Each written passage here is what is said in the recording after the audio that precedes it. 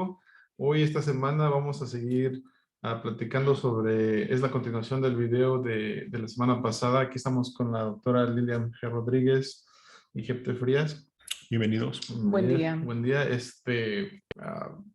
Disculpen los problemas tecnológicos que tuvimos, una plática diferente, pero bueno, aquí Lilian nos está salvando el día de hoy. Y bueno, pues antes que nada, empecemos sin más decir, empecemos con la plática de la semana pasada. Estamos hablando un poquito de la inflación, ¿verdad? Lo que causó la pandemia y cómo el gobierno estuvo implementando 3 medidas, las cuales incluían dar estímulo económico, económico, una reducción en la tasa de interés y una inyección a nivel de la vacuna. De la vacuna, ¿verdad? Para desarrollar una vacuna contra el COVID. Sin olvidar los estímulos a los empleadores, ¿verdad? Y bueno, la pregunta que se quedó al viento la semana pasada es: ¿qué es la inflación y cómo afectó eso la inflación? ¿Qué es la inflación? En pocas palabras, ¿verdad? Sí, buena pregunta. No, porque lo estaba comentando usted. Compré mi cafecito más caro, pero el sabor es igual. ¿Por qué? ¿Verdad?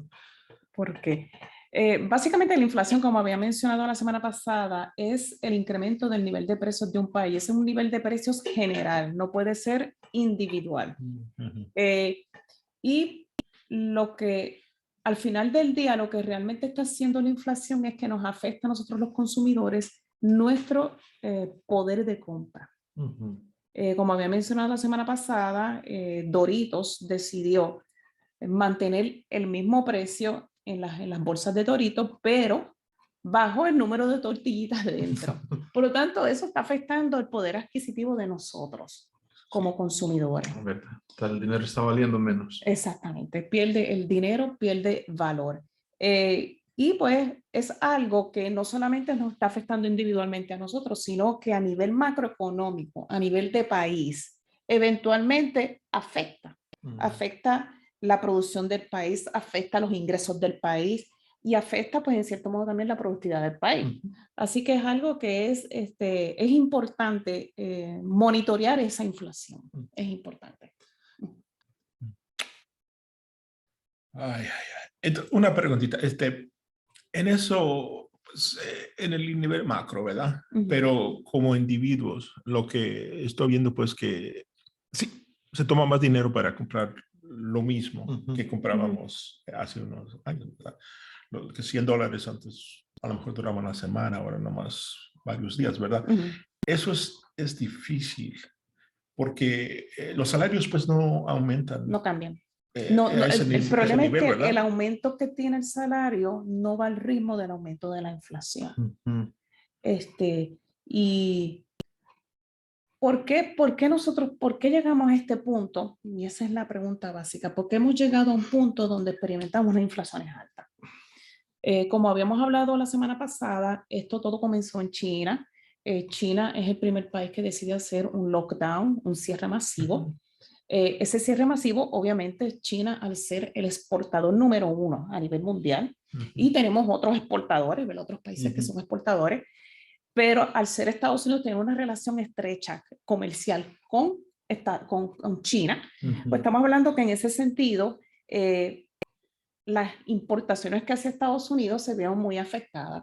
Por lo tanto, estamos hablando que la materia prima y bienes y productos que se importan de China para acá, para Estados Unidos, pues entonces de momento se vio cortado. Al mismo tiempo teníamos un lockdown dentro de Estados Unidos. Estamos hablando que lo primero que se afectó fue el consumo y vino una reducción del consumo. Entonces el gobierno ahí decide establecer unas políticas económicas para tratar de estimular esa economía.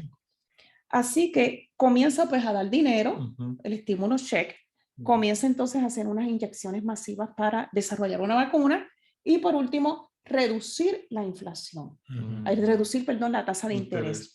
Todas básicamente fueron estrategias para tratar de estimular la demanda del país, el consumo. El consumo.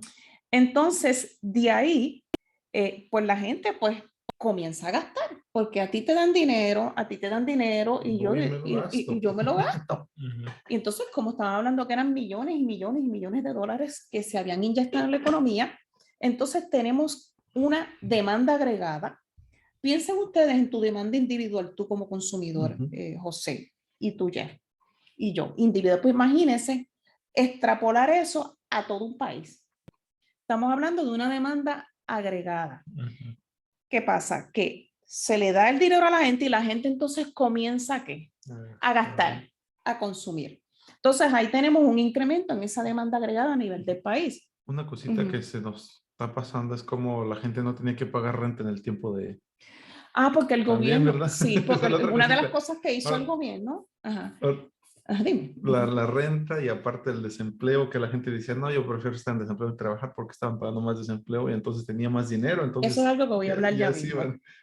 Pues obviamente entre las cosas que el gobierno hizo para poder contrarrestar la recesión, es que decide, hubo por ejemplo en los bancos, comenzaron, ¿cómo que se llama? A parar los pagos de hipoteca o que se mandara, como es, se redujo ese pago mensual, porque hubo gente que perdió sus trabajos.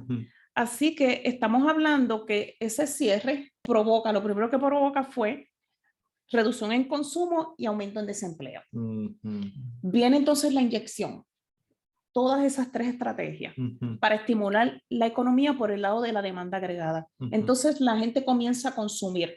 Y ahí viene un problema, ¿por qué? Porque el consumo, el ritmo de consumo de la gente era más rápido que la provisión de materia prima y productos que venían del extranjero a Estados Unidos. Y al mismo tiempo teníamos que los empleadores tenían pocos trabajadores. Sí, es cierto. Así que estamos hablando ya que todo comenzó en el primer trimestre de 2020 para el trimestre del 2022. Entonces comienza a subir la inflación. ¿Por qué? Porque los trabajadores, los empleadores tenían una demanda inmensa fuera de gente que ya tenían dinero, tenían ese estímulo, estímulo cheque en la mano, pero el problema es que ellos ni tenían los trabajadores, ni tenían materia prima.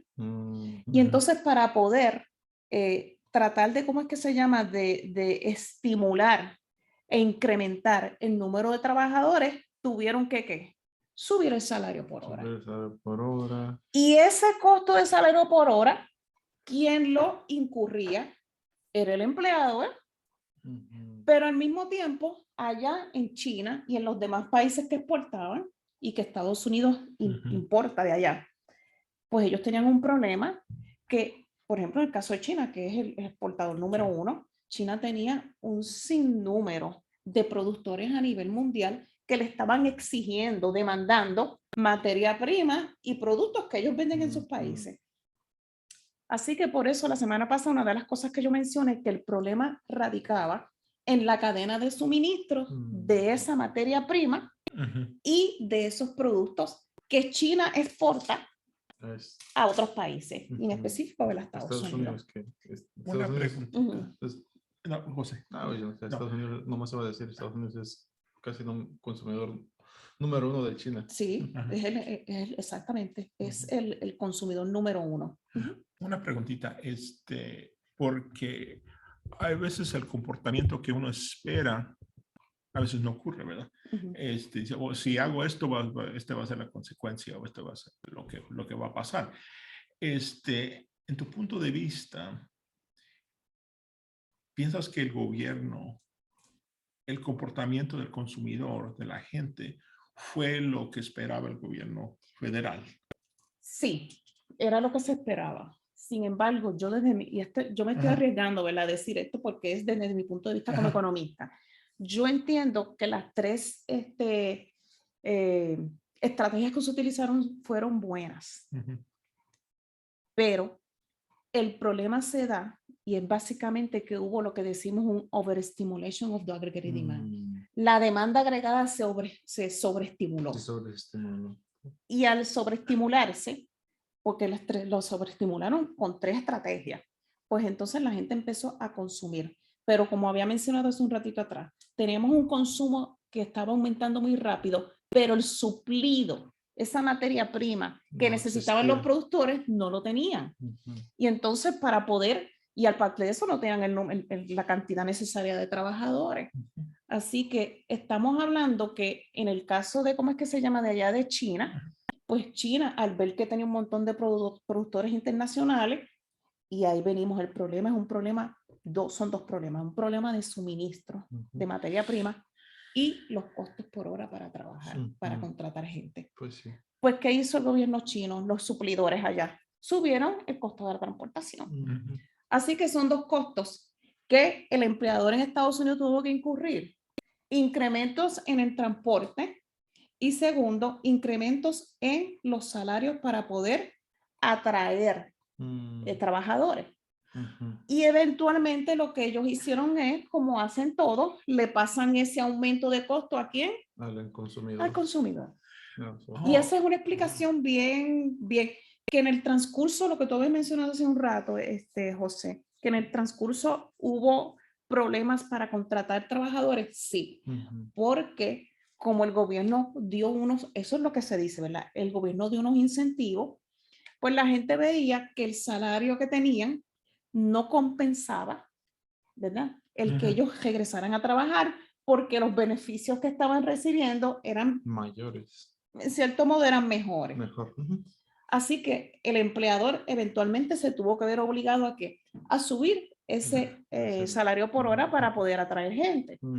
Pero mi pregunta entonces, en lo que me estás diciendo, la estratégica era, vamos a, por ejemplo, que la manera que lo entiendo, vamos a hacer son reglas que yo estoy estableciendo para mi hogar.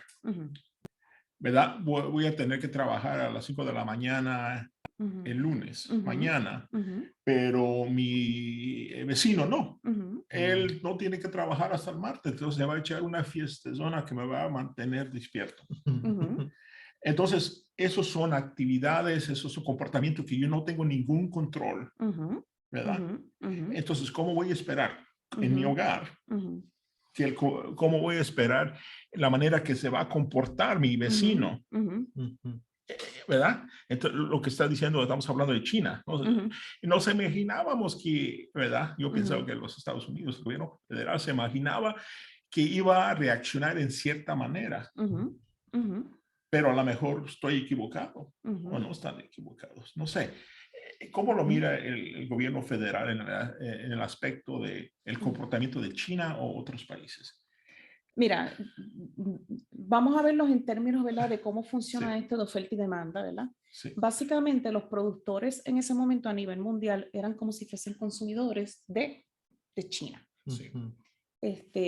Y básicamente es lo que pasa en un, ¿cómo es que se llama? En un sistema que es de competencia. Estamos teniendo un montón de gente afuera que están consumiendo. Yo como productor tengo que entonces tratar de alcanzar, satisfacer esa demanda que está afuera, pero yo dependo entonces de unas importaciones, de una materia prima y unos productos que están fuera. Así que en ese caso, el productor mayor sería China. Y China entonces tendría que proveernos aquí a los productores lo que ellos necesitan para poder satisfacer esa demanda.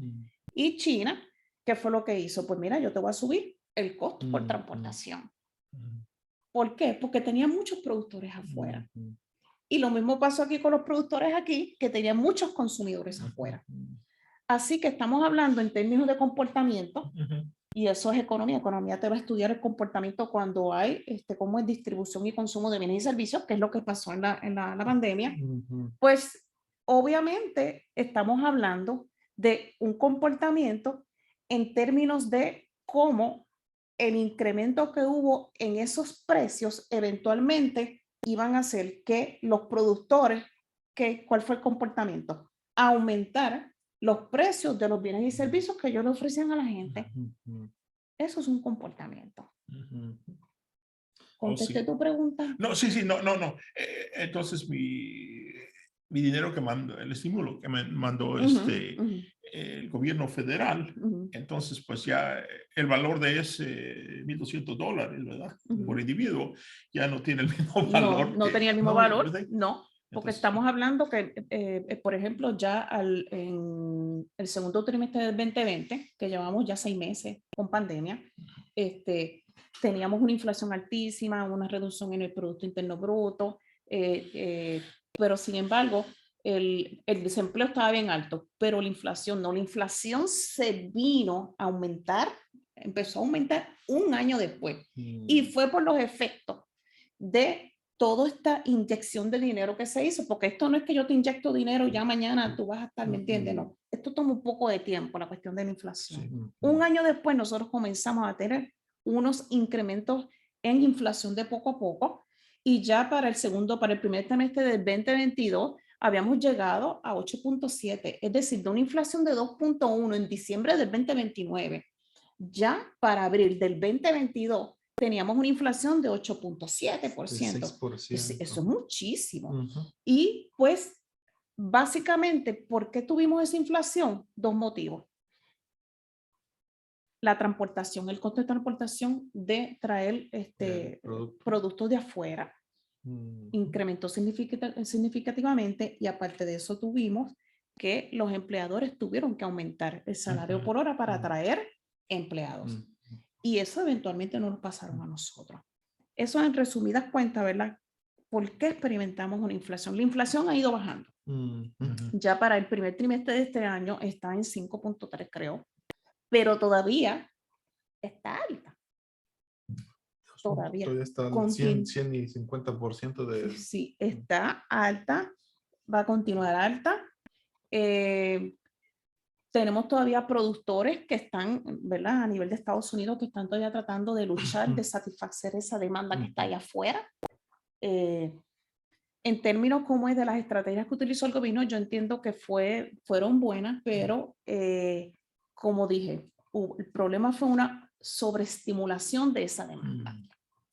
Yo como consejero, ¿verdad? Y creo que en mi práctica la gente viene con este tipo de problemas. ¿Me va a alcanzar? ¿No me va a alcanzar? Tengo mucho, tengo Eso poco, estrés, ¿verdad? Eso crea estrés, entonces es parte de, y creo que no hay ninguna persona, rara es la persona que está bien financieramente, pero casi siempre es muchos problemas con, eso es uno de los grandes problemas de todas las personas, y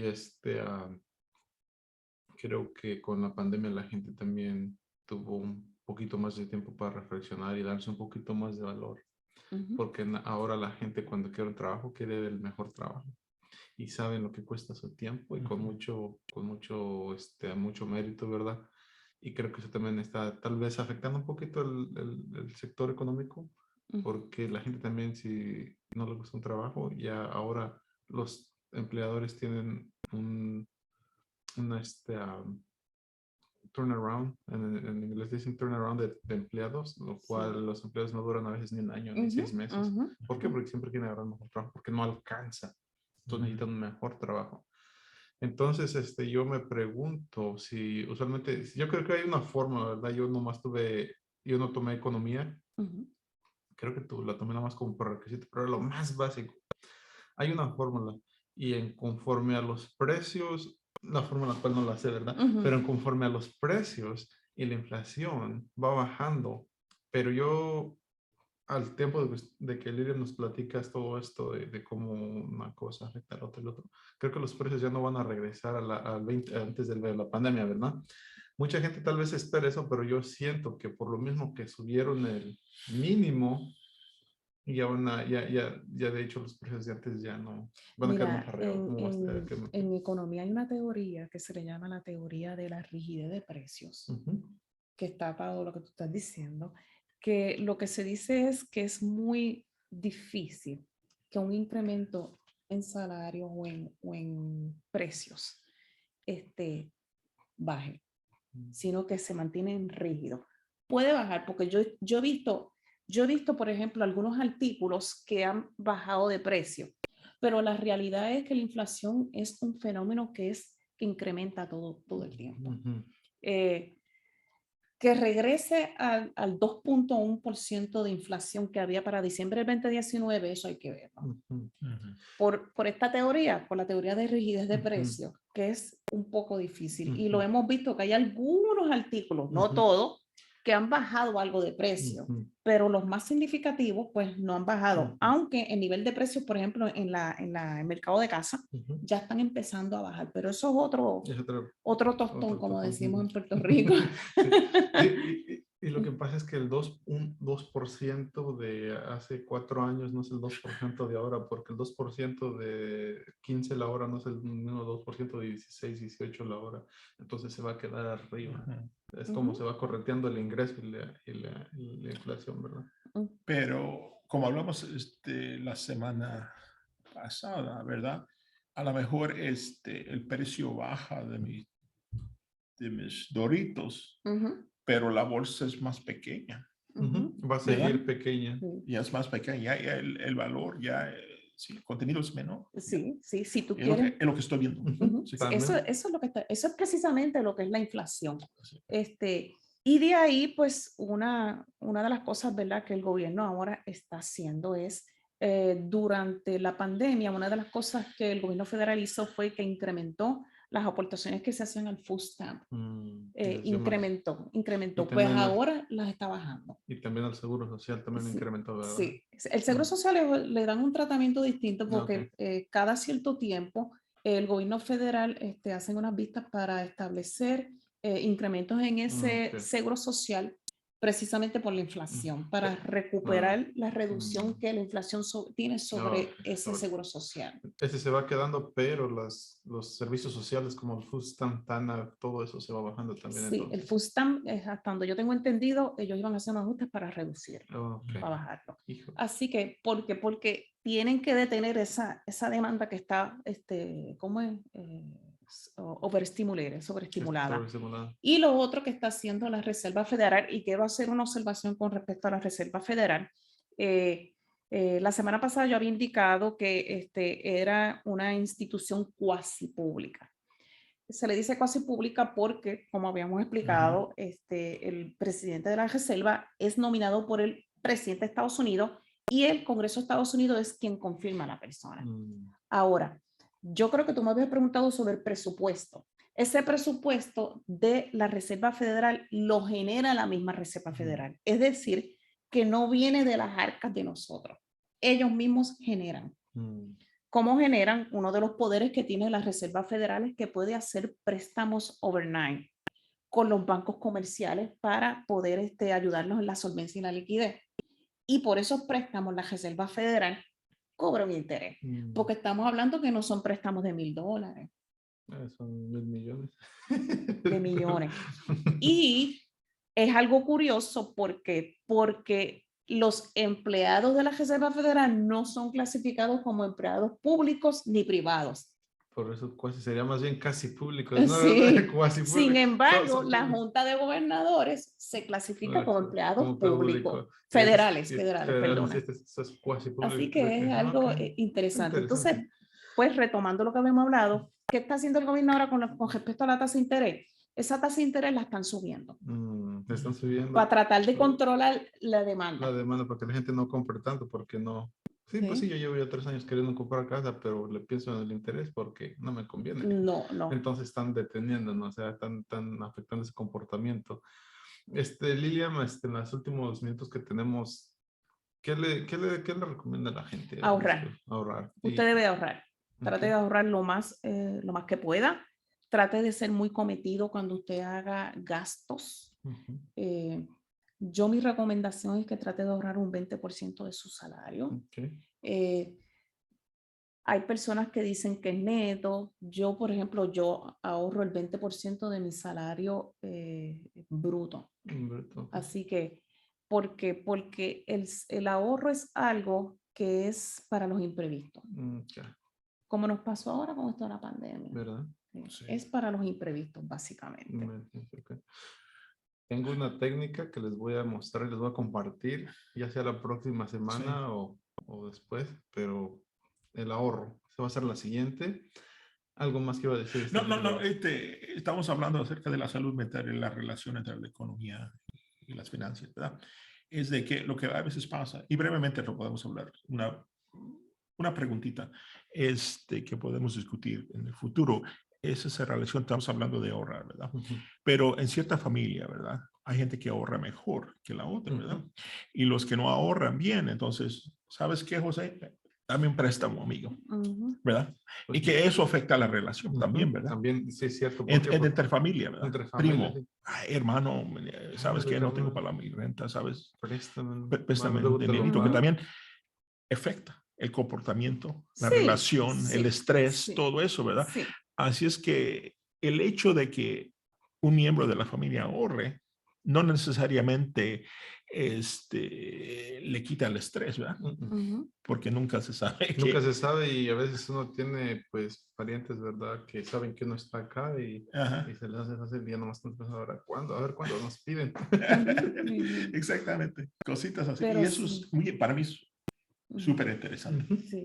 Así que la economía es un comportamiento social Sí. que está atado, ¿verdad?, al dinero, inversión, consumo, pero que tiene un comportamiento humano involucrado. Sí. Y algo que también tenemos que hacer, amigos, es buscarle, porque ya como platicamos la semana pasada, todo esto nos está afectando, pero hay diferentes, por ejemplo, la ubicación, ¿verdad? Donde viva, el tipo de tienda, Walmart, Safeway, Fred Meyer, la marqueta de la esquina, todas estas, no estoy promocionándolos, no me han pagado ni nada, quiero hacer claro, pero búsquenle, porque los productos ellos los tienen sus precios y yo me he dado cuenta personalmente que a veces hay unas tiendas donde un producto está más barato que el otro. Eso es cierto. Entonces, pues búsquenle.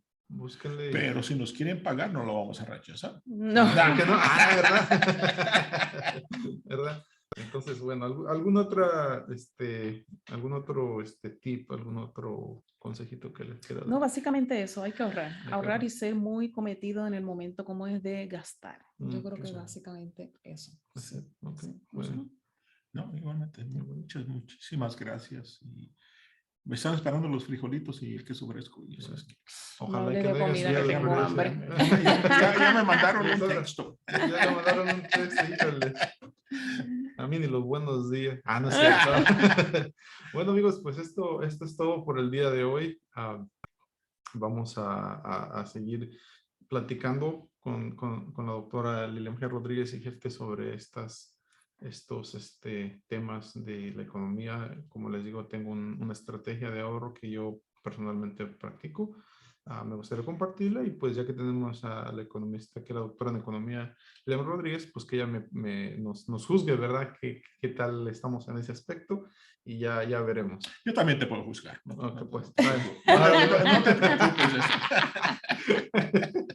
Bueno, amigos, muchísimas gracias.